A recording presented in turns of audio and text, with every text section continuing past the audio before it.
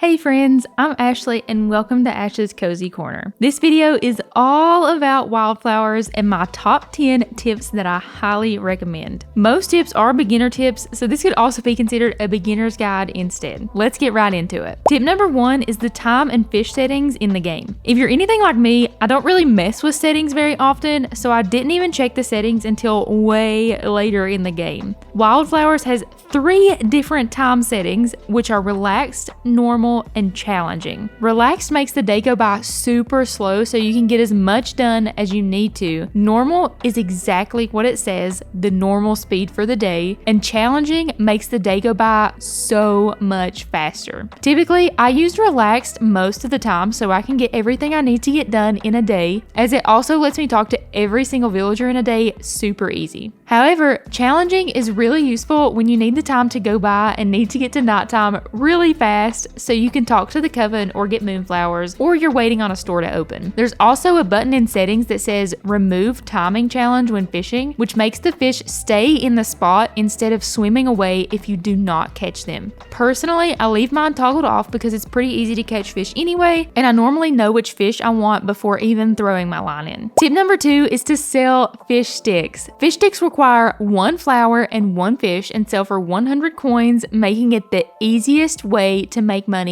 in the entire game. You can purchase flour from the general store and get fish from either fishing, or you can level up Bruno's fish shop so you can just buy tuna, which is much easier than fishing for each fish. You can sell the fish sticks to Sophia at the restaurant after you cook them for 100 coins a piece. If you're going to buy both ingredients, the best time to do this is on Tuesday or Wednesday when all 3 of the stores you need are open. You can buy infinite amount of flour and tuna, so you can do this as much as you want. I personally have done this the whole game as I would rather focus on the story than farming or making money other ways. I highly recommend doing this on relaxed mode, as it's much easier to get back and forth more times in a day with the time going slower. Tip number 3 is upgrading your tools as soon as possible. If you keep your tools like they are from the beginning, it's extremely hard to mine and you can't even cut down the big trees, which give you so much more wood. You do not have to upgrade the tools in order like most farming games. You can actually go straight to gold. An easy way to get gold is to buy it from the jeweler in town. Buy 24 gold ingots, take it to the blacksmith Natalia, and upgrade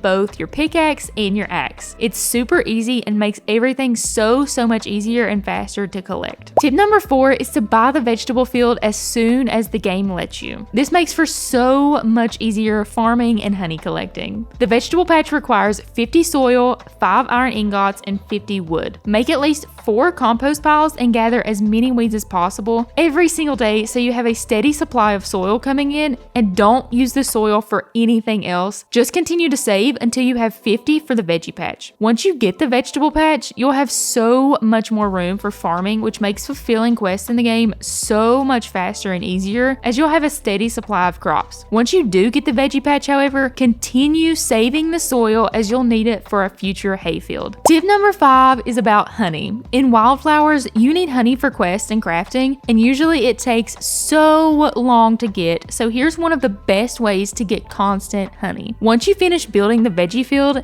use the field beside your house just for honey collecting. To get honey, you must have beehives and the flowers on your farm must be completely grown. It's important that you do not pick the flowers, leave them until you're getting ready to change seasons. The more flowers you have completely grown, the faster you can collect honey. I typically have 13 flowers fully grown with 2 beehives, and I get 2 honey every 2-ish days. Tip number 6 is coffee. The easiest and cheapest way I've found to regain energy is by drinking coffee. You can get coffee at Sophia's for only 40 coins each, and it gives you a decent amount of energy. Bonus points for the coffee, you can also gift coffee to everyone in town as a gift, so it's so handy to have in your inventory and so cheap. I typically buy a couple hundred at a time just to have on hand for gifts and endless energy sources. It's much easier to get than other potions that fully restore your energy, so I just stick with coffee. Tip number 7 is literally just picking up everything you can find and keep it.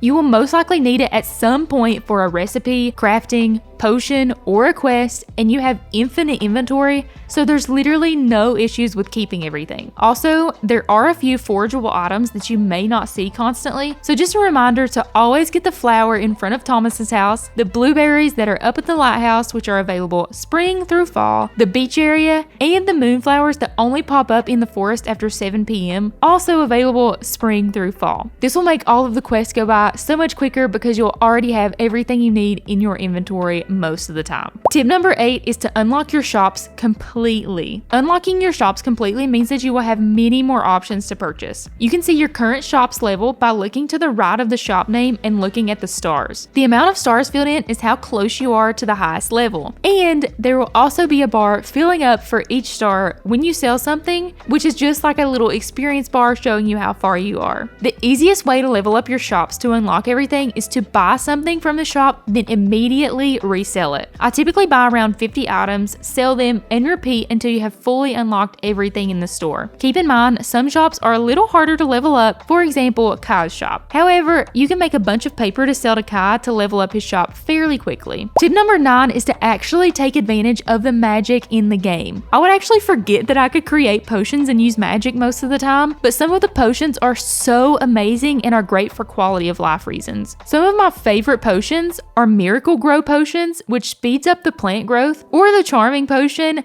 which makes you more charismatic to people you interact with, increasing how much you fill up the relationship heart with people and animals for a day. Play around with finding out which potions you like to use the most, but also keep in mind that some potions take a lot of resources that would be better used somewhere else. Tip number 10 is befriending the neighborhood cat. The cat will officially become yours and be much easier to find after getting it to 1 heart. After you reach 1 heart, it will come to live on your farm and can easily be found most mornings to the left of your house. Its favorite gifts are tuna, milk, and salmon, which will make it much easier to like you. Remember, you can buy tuna from the fishing store that Bruno has. A huge benefit to having it close by is that it will drop cat fur, bones, chubs, or crickets when you pet it. I did want to mention this as the last thing. Remember that the seasons last as long as you want them to. There is no need to rush through the game, as you can make it stay any season until you change it. However, before you do change the seasons, remember to harvest everything and collect anything you might need, including the flowers that you had grown completely for the honey, or anything in the wild you may not be able to get when the season changes. All of these are things I wish I knew earlier or just kept forgetting about, so I hope this video helped you out in some way, and I hope you continue having a blast playing Wylde Flowers. Thank you so much for watching, have a cozy day, and God bless.